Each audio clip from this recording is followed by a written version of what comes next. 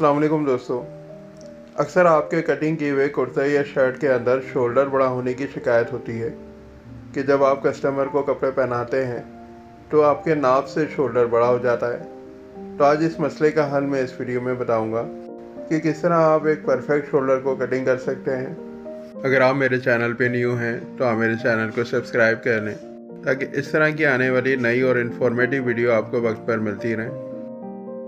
यहाँ पर हम एक गोल दामन की कमीज़ कटिंग करेंगे जिसको पठानी कमीज़ भी कहते हैं। टॉप पर एक स्ट्रेट लाइन लगा लें। इस लाइन से एक स्क्वायर लाइन लगाएंगे जो हमारे शोल्डर की लाइन होगी।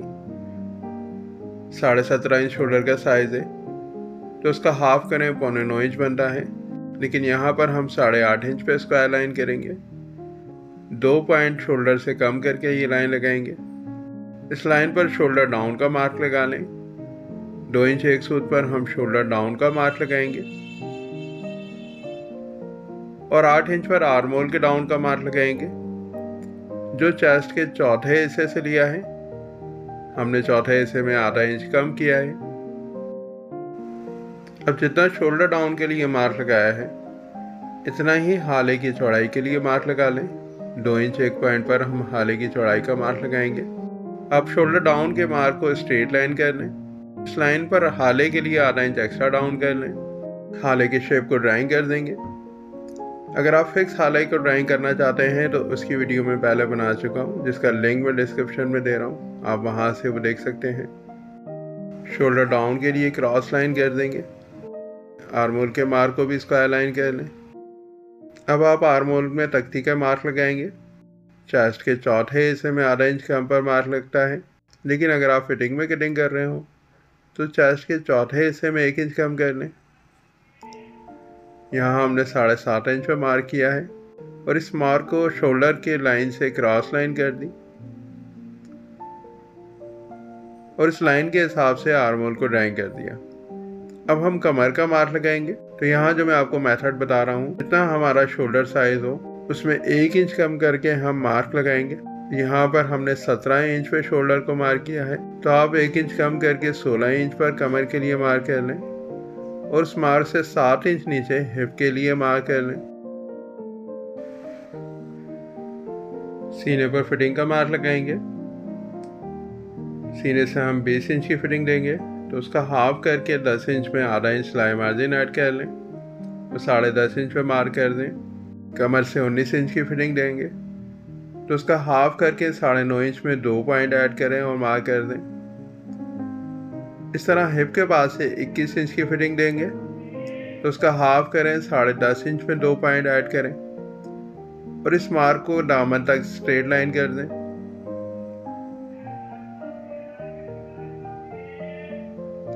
अब सीने से कमर तक फिटिंग को शेप दे देंगे और कमर से हिप तक शेप कर दें।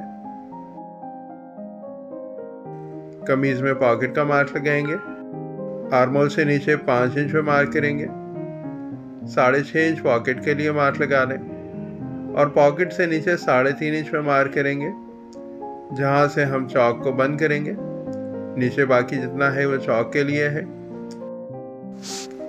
अब कमीज में काज पट्टी के लिए मार्क लगाएंगे तो जो हमने कमर के लिए स्क्वायर लाइन लगाई है उस लाइन तक आपने काज पट्टी को ड्राइंग करना है।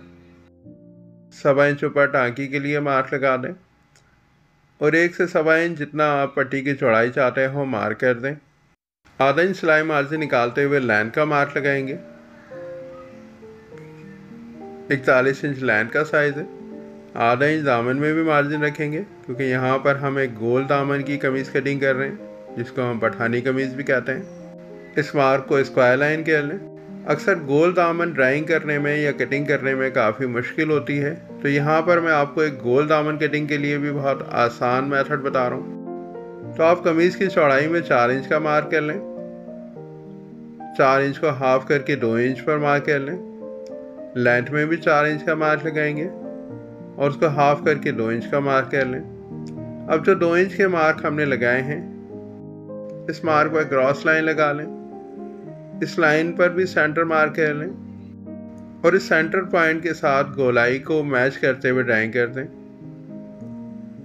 आप देख सकते हैं मैंने किस आसानी से एक परफेक्ट गोलाई ड्राइंग कर ली। ये बहुत ही आसान तरीका है, आप किसी भी साइज़ में गोलाई को ड्राइंग करने के लिए इस मेथड को यूज़ कर सकते हैं। साइज़ के हिसाब से आप मार को 4 इंच, 5 इंच या 3 इंच पे भी लगा सकते हैं। अब हम फ्रंट की कटिंग कर देंगे। आपने समझा कि हमने फ्रंट में शोल्डर को 2 पॉइंट कम कटिंग किया है। अब हमने बैक को किस तरह कटिंग करना है ये हम बैक कटिंग में समझेंगे। यहाँ पर हम तीरे वाली बैक कटिंग करेंगे। तो बैक में टॉप पर एक स्ट्रेट लाइन लगा लें, उस लाइन से 1.5 इंच फ्रंट को उठाकर ऊपर कर लें। अगर आप चौड़ा तीरा चाहते हैं तो आप बढ़ा भी सकते हैं, लेकिन यहाँ पर मैं 1.5 इंच बढ़ा कर रखूँगा। अब हमने फ्रंट में जितना तीरा मार किया था उसमें आधा इंच बढ़ाकर तीरे को मार कर लें। हमने 8.5 इंच पे फ्रंट में तीरे को मार्क किया है, तो यहाँ पर 9 इंच का मार्क लगाऊंगा। यानी आपने फ्रंट में जितना भी शोल्डर कटिंग किया है उसमें आधा इंच प्लस करें और इस मार्क से बैक के आर्म होल को ड्राइंग कर दें। बैक की कटिंग कर लेते हैं। उसके बाद हम तीरा कटिंग करेंगे और हम तीरे में समझेंगे कि हम क्या गलती करते हैं कि हमारी कमीज में शोल्डर सिलाई होने के बाद बड़े हो जाते हैं। तीरा कटिंग करने के लिए मैंने 4.25 इंच चौड़ा कपड़ा लिया है, जो चेस्ट के 8वें हिस्से में आधा इंच बढ़ा कर लिया है। 4.25 इंच 8वां हिस्सा बनता है, तो उसमें आधा इंच बढ़ाकर 4.25 इंच चौड़ा मैंने ये कपड़ा लिया है। बैक के ऊपर आधा इंच चढ़ा कर रख लिया, जो बैक और तीरे का सिलाई मार्जिन है। बैक की चौड़ाई के साथ तीरे को मार्क कर लें और जितना हमारा शोल्डर साइज है उसमें आधा इंच ऐड करते हुए मार्क लगाएंगे। तो यहाँ मैं 9.25 इंच पे मार्क कर रहा हूँ, क्योंकि 17.5 हमारा तीरे का साइज है। फ्रंट से तीरे की उठान के लिए 3.25 इंच पे मार्क किया और 3.25 इंच का हाफ कर लिया, जो 1.25 इंच एक पॉइंट बनता है। इस हाफ किए हुए मार्क को स्ट्रेट लाइन कर लें।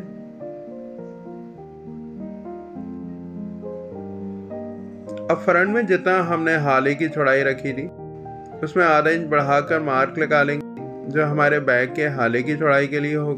इस मार्क को स्ट्रेट लाइन कर लें और बैक में हाले को ड्राइंग कर देंगे। तीरे में शोल्डर डाउन को क्रॉस लाइन कर दें। हमने तीरे में जो हाले के डाउन के लिए स्ट्रेट लाइन लगाई थी उस लाइन पर ही आपने शोल्डर डाउन को ख़त्म करना है। अब हमने जो तीरे में शोल्डर का मार्क लगाया था उस मार्क के साथ तीरे को शेप करेंगे। आधा इंच बाहर की तरफ शेप देंगे, ताकि जब हम तीरे को कटिंग करके फ्रंट के ऊपर जमाएं तो तीरा हमारे फ्रंट के आर्म होल के साथ मैच हो जाए। अब मैं आपको तीरा कटिंग करके फ्रंट के साथ रख कर दिखाऊंगा।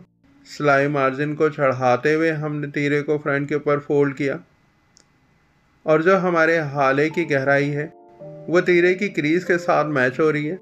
अगर आपकी तीरे की क्रीज के साथ हाले की गहराई मैच ना हो रही हो तो कॉलर के नीचे बल आता है और बैक ऊपर चढ़ जाती है, तो हम टीक चढ़ना भी कहते हैं। तो ये आपने ख्याल रखना है कि जब आप फ्रंट पर तीरे को फोल्ड करके चेक करें तो तीरे की क्रीज के साथ हाले की गहराई मैच होनी चाहिए। अगर कुछ फर्क हो तो आप उसको काट छाट कर सेट कर सकते हैं।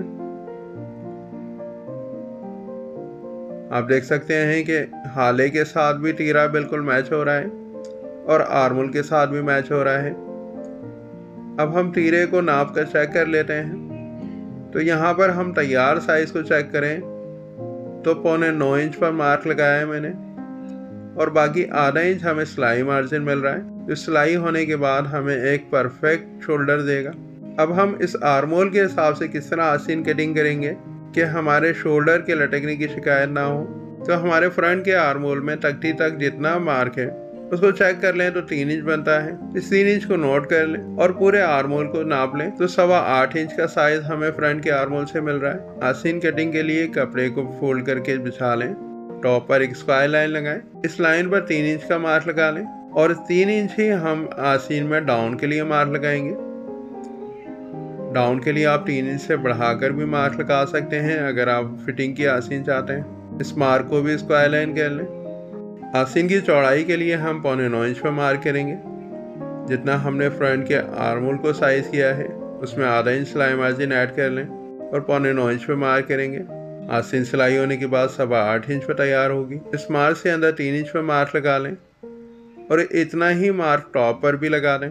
अब आस्तीन की गोलाई को शेप कर देंगे। अब ये जो 3 इंच के हमने टॉप पर मार्क लगाया है यहाँ से आसीन की गोलाई को डाउन तक ड्राइंग करें और जो डाउन की लाइन पे 3 इंच का मार्क लगाए हैं, एक कर्व शेप के साथ आसीन को डाउन के मार्क तक ड्राइंग कर लें।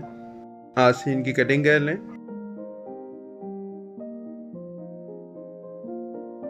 कटिंग के बाद यहाँ पर हमें बैक से गोले का ज़्यादा शेप मिल रहा है, तो आप इस शेप को थोड़ा कम कर लें। आसीन की लाइन का मार्क लगाएंगे। आधा इंच सिलाई मार्जिन निकालते हुए आसीन को मार्क करेंगे। 24 इंच आसीन की लेंथ है। 2.5 इंच का हम इसमें कफ लगाएंगे, तो 24 इंच में 1.5 इंच कम कर लें। 1 इंच आसीन में रहने देंगे, जिसमें आधा इंच कफ के लिए सिलाई मार्जिन होगा और आधा इंच गांठ छांट के काम आएगा।